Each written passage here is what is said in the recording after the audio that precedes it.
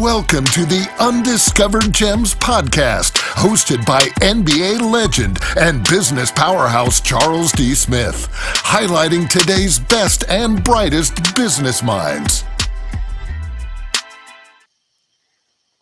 Okay, welcome. Glad to see everyone back. Today we have a very special guest, Dr. Cecilia Cervantes. Dr. Cecilia is an internal medicine doctor. Um, she practiced wound care for about 20 years. And today, from her wound care practices, she kind of morphed into doing a more integrative medicine practice that focuses on nutrition, focuses on the mind, and focuses on hypnosis. And those aren't the only three, and she'll talk more about it.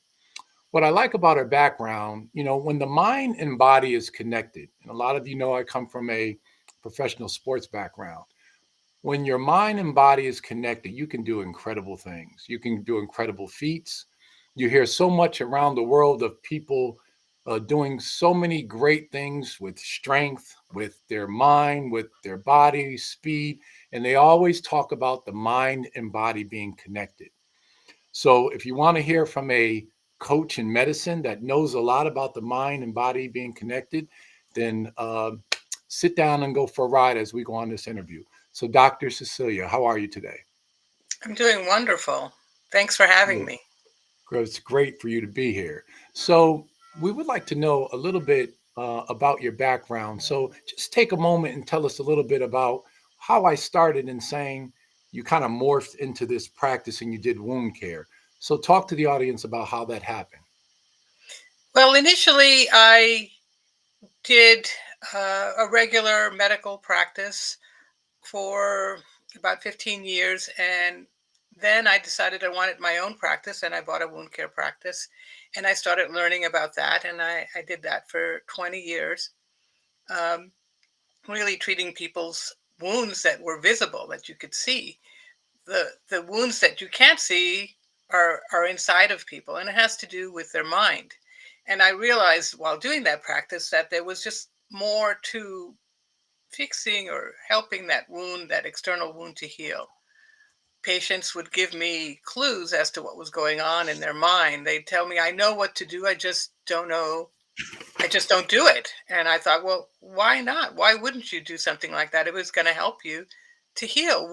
What's the barrier? What is keeping you from healing? At some point I realized that the mind was the barrier. What was in their mind? What do they believe about themselves? Mm. Yeah. And that's so critical on how we think about ourselves in a state of healing. You always hear doctors and people say, stay positive, because there's a certain amount of emotion that comes with that when we're healing. If somebody is down and sad, it seems like their healing takes longer. Do you agree with that? Oh, yes, because the emotions will affect how your body operates. If you're down and out and sad, you will have more inflammation in your body, and the inflammation just Hmm. feeds the disease. So how do you address someone who comes to you, um, and you're coaching them, so to speak, and uh, they have some issues based on past experience. They're struggling in their life, and you deal with people in a lot of varied ways. How would you deal with that person? What is your intake? How do you start to bring a person onto a healing path? The first thing I do is I do a discovery session where we go deep into their life and I find out Mm, everything that's going on. I listen to the words that they use because those are key words.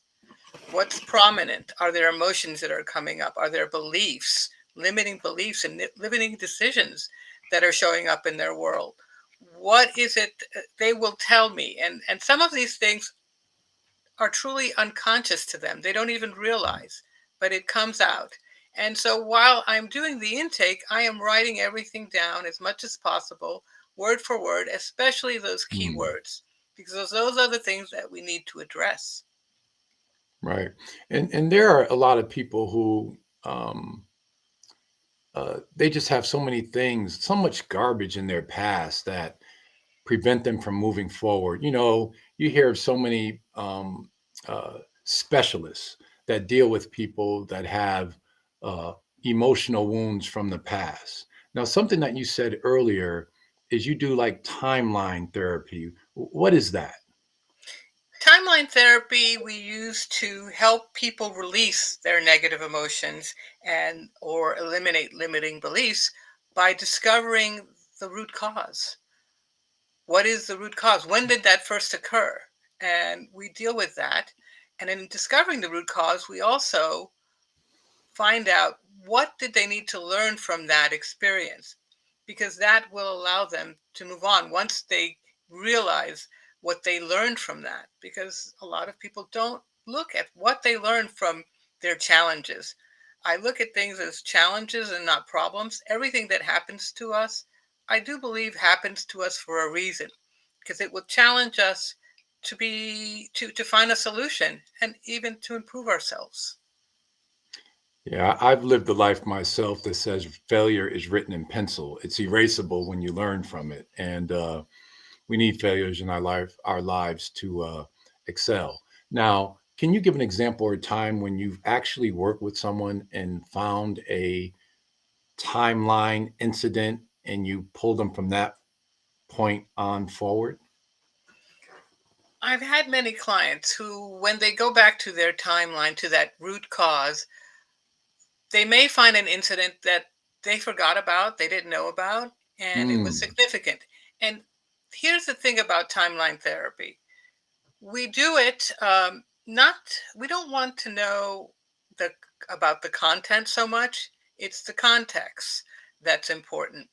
The context could be anger, and so all the anger in your life kind of strings along and becomes this strong gestalt, as it were. And so we want to find out, when did it first start, and let's disengage it somehow by learning what it is you needed to learn from that, so that you can let it go and you can move on. Otherwise, this theme will keep repeating itself in your life. yeah, and that repetition is that coincides with habits, bad habits that we have in our lives.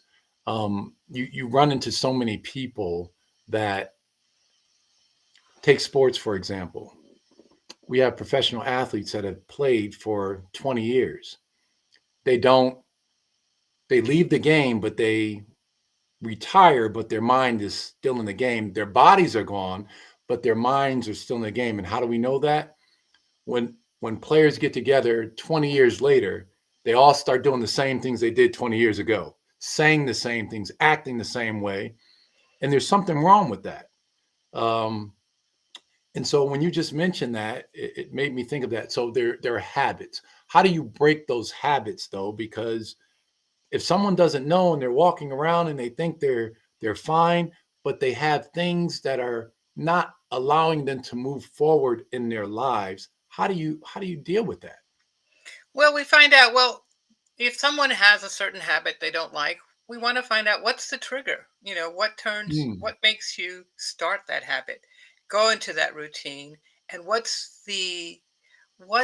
what's the payoff? What do you get out of doing that?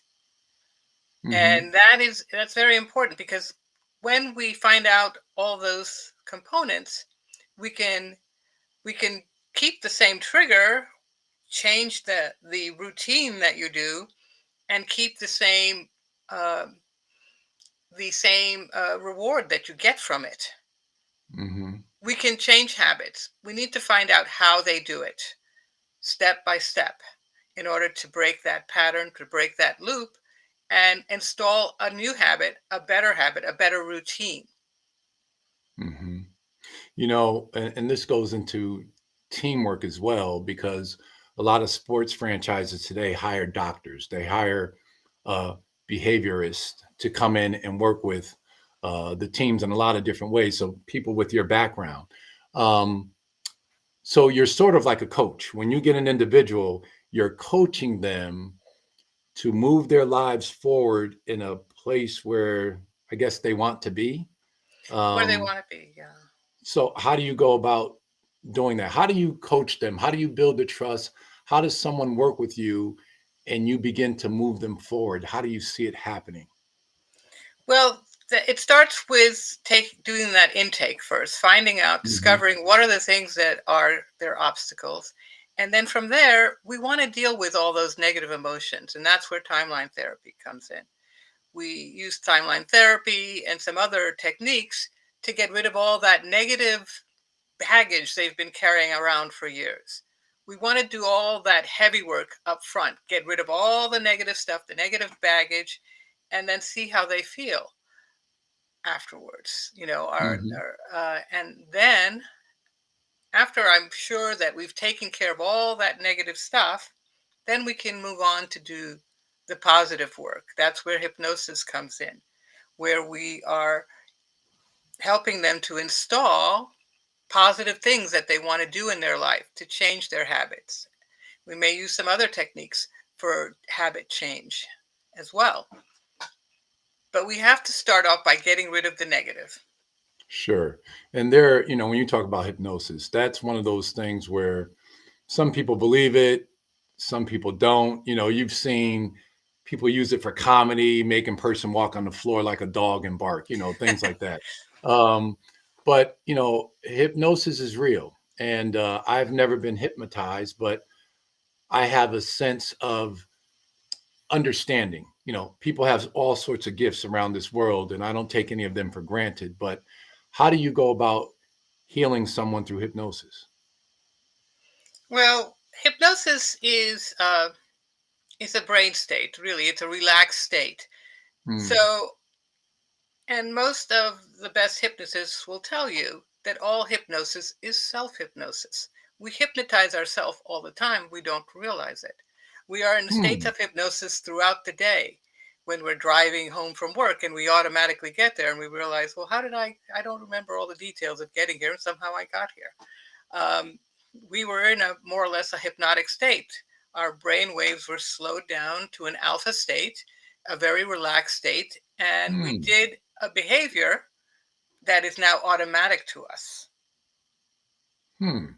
I've never heard it spoken like that before. So, um, is that considered like I might be driving and you said you get into a relaxed state. And I might say I call it daydreaming. You're just Yes. driving along, you're not paying any attention to anything, you're just driving along and you kind of snap out of it. You might I call it daydreaming. And I like the way you said that, self hypnosis. Yes. Um, is that similar? Yes. That's similar. It is. It's what our brain does. We don't want to concentrate on every little detail throughout the day, and Hmm. a lot of our habits that we do become automatic. It gets triggered off, and then we get into the routine, and we do the habit, and we're there. Uh, we don't have to think about it that much. It saves us a lot of time and energy. And that's the Hmm. thing about habits. Habits become automatic, and that's where we Sure. can break that cycle. And in hypnosis, we are going to get you into a very relaxed state by using a sort of script and get you so relaxed that you become suggestible. That's the thing about hypnosis, is that Hmm. you go into a state of suggestibility, and then we install all the positive things that you want to do, that you want to achieve. It's going to help you to move forward. When Hmm. you're watching TV, you are in a state of hypnosis, and the media knows it. That's why they put on commercials, because then they can suggest that you go out and get that big luscious hamburger or whatever. And then at the end of the show, you say, I think I feel like a hamburger from whatever. You know, Hmm. you've been hypnotized. Interesting. Let's talk about communication a little bit. Some people say it's not what you say, it's what people hear. Um, but you have a different methodology on communication. I think I recall you saying that you want people to use specific words that trigger certain responses. Can you talk a little bit about that? Well, in neurolinguistic programming, we learn about how the words affect our neurology. Neuro means your brain, your mind, your senses. And linguistic is the words that you use and the nonverbal communication and the pictures and sounds and feelings that you get. And the programming is what you want to discover. How are you programmed to do certain things? So that way you can use that information to create behaviors that give you the best outcomes. Now, everyone sees the world in their own way. So we see Mm. things differently. We see it all very differently from our own perspective. And we want to understand that because when I say something to you, you may be hearing something very different from what I'm intending you to get, the information to get. So in neurolinguistic programming, we want to understand that what we communicate may come off differently. How can we communicate with people in a language that they understand? Some people are very visual, so you want to use more visual language with them. Some people are very auditory, so you want to use that kind of language with them. Some people are very feeling, they feel things, they want to feel right about things. So that's the language you use with them in order to communicate with them and to get your communication through to them. So we learn about linguistics and communication because what you think they're getting from your statement may be very different. Hmm.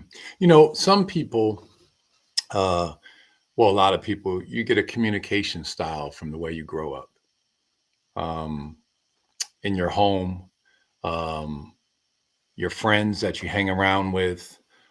Some people's communication styles will be very curt and short and to the point. And when you think about it, people around the world all want the same thing. Um, but how it's communicated, that's where it kind of gets kind of hazy to try to come to some common accord. So in sports, athletes have a very um, uh, quick style of communication, very abrupt, not a lot of not a lot of fluff, very direct. Uh, and then when you finish playing sports, that communication style doesn't work well in the workplace and other places, and you sound very harsh. And an athlete doesn't know he sounds very harsh. How would you work with an athlete in that sense? Well, getting them to understand that that's how they're communicating and also allowing them to see that everyone's different and you want to meet people where they are. You want to Hmm. listen to their words. How do they see the world? How Mhm. do they speak? And you want to develop what we call rapport with them. You want to model them to gain that rapport. If someone speaks very quickly, then you're going to speak very quickly because they're very used to that. But if they speak very slowly and they're a little more methodical, Mhm. then you're going to change, your speed down. And you want to be like them. You want to mirror them so that they become comfortable with you. And because people who are like each other. We need to understand that. And we need to meet Mhm. people where they are and communicate with them in the same style that they're accustomed to in order to really get that communication through. Understanding that we're all different is important. Right. And again, from a communication standpoint, I want to go back to one other point that you made when you were talking about we get in a trance, so to speak, when we're watching television. Um, Politicians are taught to communicate in a certain way to persuade people. Is that part of the neuro linguistics that you were talking about? Yes, we learn hypnotic language. What Hmm. people will use hypnotic language to convince you of things, and they will make statements, and people will automatically believe that they're true by the way they say it. They will make promises by the way they say it, the words they use, and how they say it, and you Hmm. automatically accept it to be true.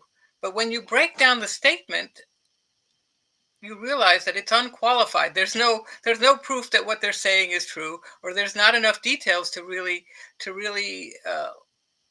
make you believe that that's going to happen. Hmm. I've had some, Politician, yeah, yes, I've had some good coaches that were like that too. So, yes, yeah, but the when you talk about politicians, and is there such thing as physical communication? You touched on it, so it's audible, but I think their physical way of delivering something adds to it that makes people believe.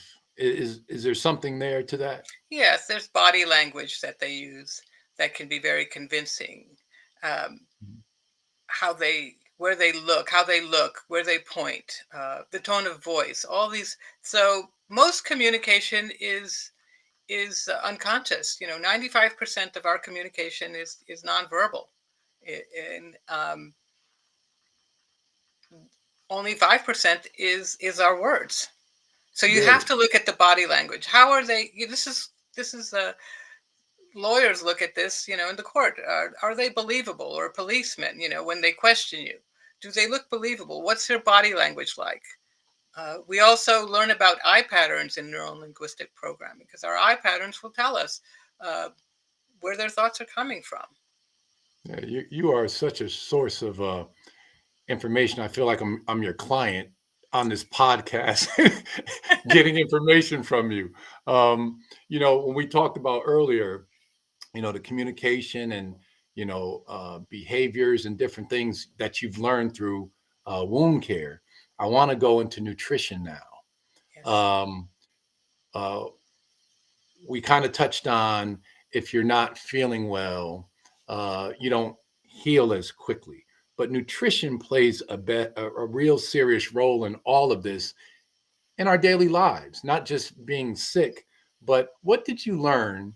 How did you get into alternative medicines and really looking into nutrition through wound care? What did you see? What did you hear from patients that said, there's something more to this? And then you started focusing in that direction.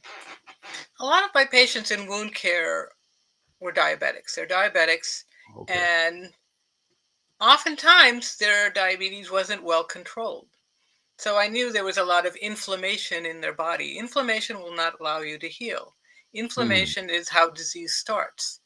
And inflammation is highly influenced by what we eat as well.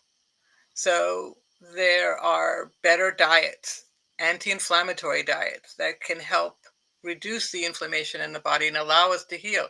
We often don't get enough of the right nutrients in our diet as well. There's a lot of junk food out there. People are moving quickly and they just eat whatever is available. Mm. And they're not very mindful about what they're putting in their body. What is the quality of that food? How was it grown? Is it is it organic or genetically modified? All these factors come in. Are there toxins in that food?